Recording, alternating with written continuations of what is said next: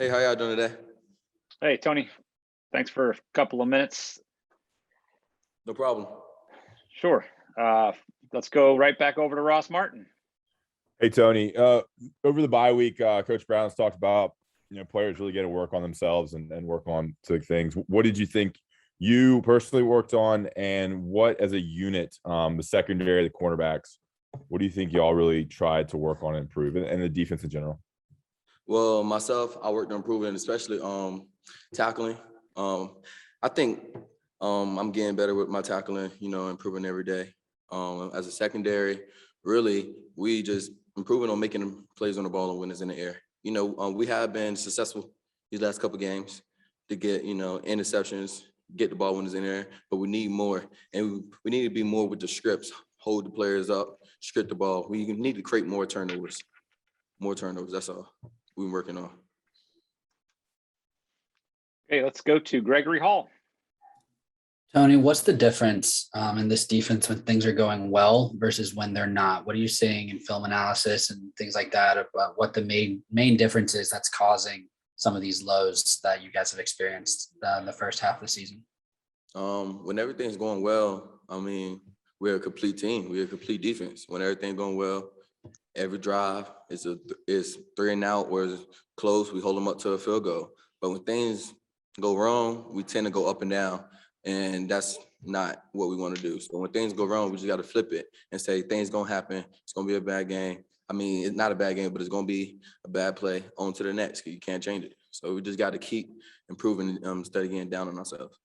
What exactly do you mean by things are going up and down? It's like our emotion.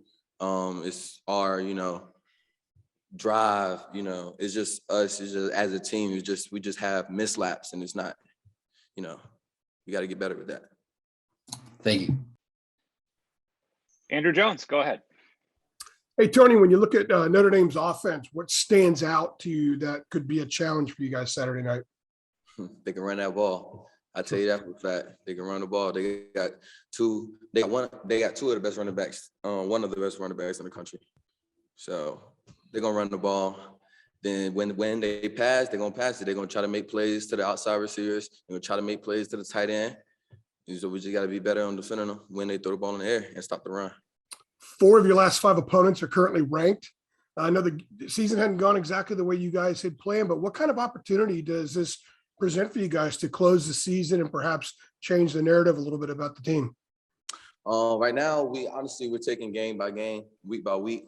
Trying to go 1-0 this week. We're not worried about the next couple of games. We focus on this game right here. So this is the game we got to win this weekend. Sounds good. Thank you. Okay, next up is Isaiah Lucas. Isaiah, are you on mute? All right, we'll try to get back to Isaiah. Isabella Gescos, go ahead. Hi, Tony. So with this Notre Dame offense scoring an average of 31 points per game, and you kind of hit on it with the aggressive run game and passing game, what has been the main focus and ways of like slowing them down so you guys make them score less than 31 points going into this weekend? The main focus is get them 3 and out as many times as we can. That's the main focus, 3 and out. Every chance we get to take them 3 and out, it's a better chance for our offense to score, then there's a better chance for the game to win. All right, Adam Smith, go ahead. Tony, you obviously play on the back end, but the game last year, Notre Dame at Carolina, it seemed like it's a pretty physical thing, and I know Mac has said that he felt like you guys might have gotten manhandled up front a little bit. Like, what do you remember about that game and that day, and does that stick in your memory heading into this weekend? Yeah, that's sticking in my memory, especially because it was my first start, last year. But that's sticking in my memory because them boys big. They're aggressive. They got big receivers. They got big tight ends. They got big linemen. To me, last year, everybody looked the same. They was all big. So, they're aggressive. I won't say they manhunted us. Sometimes they got the best of us. But, a new year, same people, different mindset, different ability, So we got to get right. Thank you, man. Okay, we'll close up with Tony. Go back to Gregory Hall.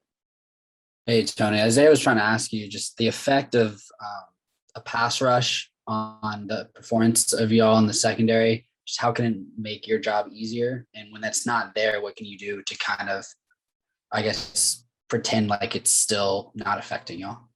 What do you mean? The pass rush.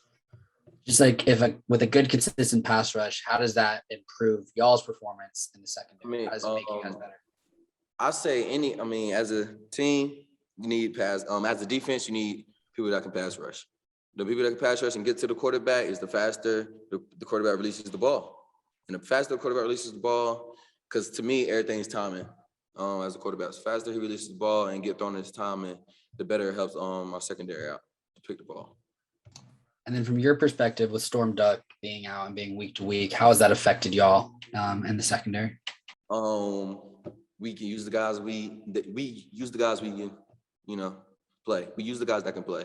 So when they're injured, when we're on the field, we worry about the people that can play right now. So that's how it is. When Storm comes back, he's gonna come back. When he come back, he'll come back healthy. But right now, the people who playing is who we worry about on the field.